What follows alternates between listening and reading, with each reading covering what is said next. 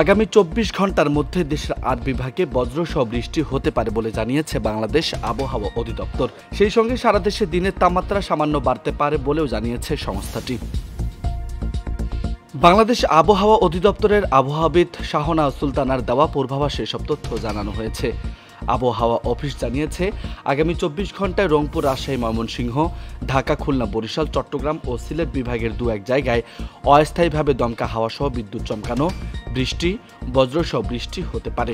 সেই সঙ্গে সারা দেশের দিনের তাপমাত্রা সামান্য বৃদ্ধি পেতে পারে এবং রাতের তাপমাত্রা প্রায় অপরিবর্তিত থাকতে পারে।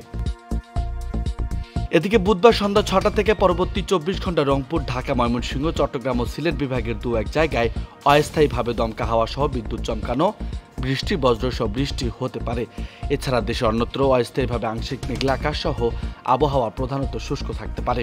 অন্যদিকে বৃহস্পতিবার সন্ধ্যা 6টা থেকে পরবর্তী 24 ঘন্টায় অস্থায়ীভাবে আংশিক মেঘলা আকাশ সহ আবহাওয়া প্রধানত শুষ্ক থাকতে পারে। সেই সঙ্গে সারা দেশের দিন এবং রাতের তাপমাত্রা সামান্য বৃদ্ধি পেতে পারে।